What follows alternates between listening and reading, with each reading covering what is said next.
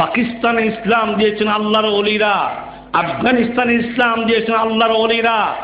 ওলিরা তোমরা কিসের তাবলিগ করো? তাবলিগ শব্দের মানি ইউবাল্লিগু আন্নি বিআবদাল্লাহুল জাদীদাল কালামিহি। তাবলিগের অর্থ হলো নিত্য নতুন কথা, নতুন কথা ওদের কাছে পৌঁছাও। যারা ইসলাম জানে না তাদের কাছে যাও।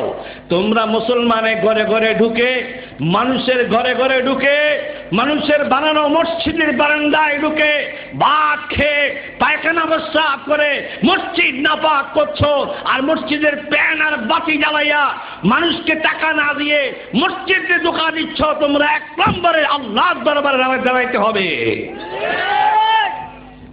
আমি উদাহরণ দেই, ফেরিঘাটের মধ্যে চানাচুরওয়ালা চানাচুর বেচে আর দেশের সরকারের বিরুদ্ধে খুব গরম গরম বক্তব্য দিতেছে। ফাড়া এলাম দেশের সরকারের কে কয়? চানাচুরওয়ালা। তুমি সরকারের বিরুদ্ধে এত গরম গরম বক্তৃতা দাও, কোন মিডিয়ায় তো খবর টবর পাই না। এই বেটা হাম্মক, মিডিয়ায় যদি আমার খবর দেয় তাহলে কি আমি এই ফেরির সিপার মধ্যে আমি চানাচুর বেশি? এই আহাম্মক 30 টাকা নিয়ে মাছ কিনতে যায় আল্লাহর বান্দা বাজারে, নিয়োগ করছে বড় মাছটা কিনবো। আজ বাজারে গিয়ে বড় মাছের দাম জিজ্ঞাসা, দাম কত মাছওয়ালা ভাই? মাছের দাম হলো 1350। ভদ্রলোক 30 টাকা দিবি। মাছওয়ালার চান্দি গরম হয়ে গেছে, জুতা হাতি নিয়ে কয় আহাম্মক বের হয়ে যা আমার দরবার থেকে, তোর বাবাই খাইছে জীবনে মাছ। ভদ্রলোক 30 টাকা নিয়ে দৌড় বাড়ি, এক দৌড়ে বাড়িতে গিয়া দরজা দিয়ে ঢুকে আর কয় ওর বাবাই খাইছে কোনদিন মাছ? বিবি কয় ব্যাপারটা কি? কিও ধমক দাও, ওর বাবাই খাইছে মানে? 30 টাকা নিয়ে মাছ কিনতে গেলাম তো মাছওয়ালার দাম জিগাইলাম 1350। সে আমাকে বলে আমার বাবাই খাইছে মাছ, ওর বাবাই খাইছে। বউ কয় ধমক তুমি এখানে দাও কেন? ধমক দিবা সেখানে? কারে বিবি জানো ওখানে ধমক দিলি কে আর এই সুন্দর পিঠ নিয়ে ঘরে আসতে পারতাম? জোতার বাড়ি সব পিঠ তক্তা হয়ে যাইত। আমাদের সমাজে কিছু বাতিল ওই চিপা চাপার ভিতরে বহু হুঙ্কার দেয়, এরা কাপুরুষের পরিচয় দেয়। বাতিলের গোষ্ঠী হুঁশিয়ার হয়ে যাওয়া, সাহস থাকলে সামনে দাঁড়া। যদি সামনে কথা না বলো, কিছু বেয়াদব উচ্ছৃঙ্খল মোবাইলে হুঙ্কার দাও আর ওই চিপা চাপার ভিতরে চিল্লাও, ওই চিল্লানের কোনো দাম নাই। সাহস যদি থাকে সামনে দাঁড়াও, যদি না দাঁড়াও পেছনে পেছনে যদি হুঙ্কার দাও। আমার মন বলতে পাগড়ি মাথায় দিয়া যদি মাইক টানায় গালি দেই, আবু হানিফারে গালি দেই, তাবলিগ ওয়ালাদের গালি দেই, তাহলে আমার মতো আলেমের আচরণ যদি এমন হয়, সাধারণ মানুষের আচরণ কেমন হবে বলার কোনো ভাষা নাই। ওরে অন্তর ভরা দুঃখ, এমন বাংলার জমিনে আজ আমরা বসবাস করতেছি। আজকে দেখা যায় মাইক 50টা লাগায়া 50 জন মানুষ ময়দানে নাই। রাত 12টার পরে গালি আর গালি। বক্তা সাহেব মাইক লাগায় গালি দেয়, তাবলিগওয়ালারা কাফের, দেওবন্দি কওমিওয়ালারা কাফের, যারা নবীরে দাঁড়ায় সালাম দেয় না কাফের, যারা নবীরে গাইবের মালিক বলে না কাফের, যারা মাযহাব মানে আবু হানিফা সহ মুশরিক মুনাফিক, খাজা মঈনুদ্দিন চিশতি গাঞ্জাখোর, যারা আজ পীরের দরবারে যায় ওই পীর শুদ্ধা মুরিদেরা জাহান্নামী।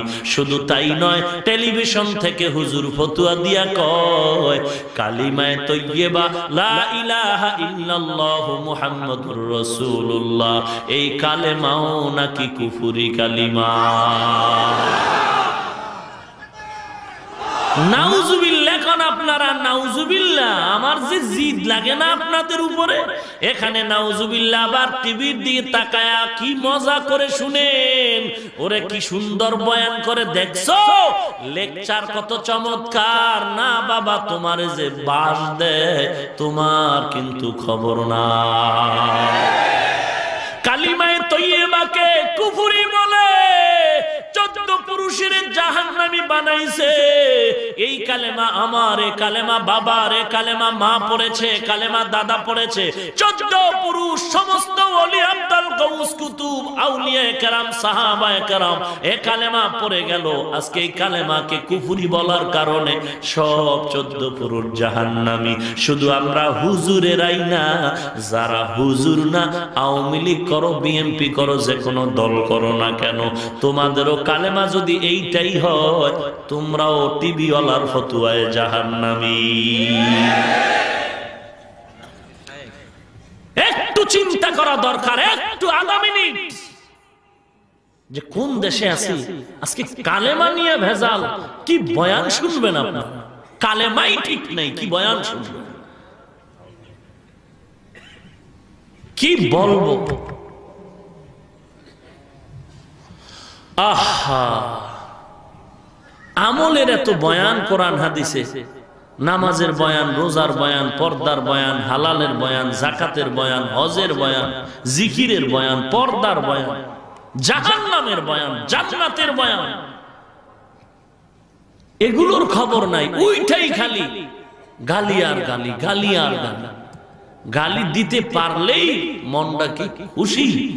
বাড়ি গিয়া বলে, ম্যাডাম আজকে গরম ভাত খাওয়াবি কেন? বলে আজকের বয়ান ভালো করে জমলো। কেমন জমলো? বলে চূড়ান্ত গালি দিছি, অন্য সময় আসে না। বলে এমন গালি দিলা রাস্তায় কেউ কি জুতা পেটা করে নাই? রাস্তায় ফিডাইবে দূরের কথা, রাত 12টার পরে খোলা মাঠে গোল দিয়েছি, কেউ টের পায় নাই। আর রাত 12টার পরেই কিন্তু এগুলো যা শুনছি আমি দেখতেছি, ও চিল্লেনি রাত 12টার পর, আমরা যখন ঘুমায় যাই। আরে ভাই, আহা, স্বাস্থ্য করতে পারি, আমাগো হাত তো আর একটা কম না, খানাও কম খাই না, স্বাস্থ্য করতে পারি। এই যুবক দাড়ি নাই, টুপি নাই, এগো লাগবে না। আমরা যুবক টুপিওয়ালারা যদি বাঁশের লাঠি লয়ে রাস্তায় নামি, এ জমিন থেকে ভণ্ড বেদাতি মাযহাবী দুশমন আর নাস্তিককে এ জমিন থেকে বিদায় করতে 1 ঘন্টা টাইমের ব্যাপার।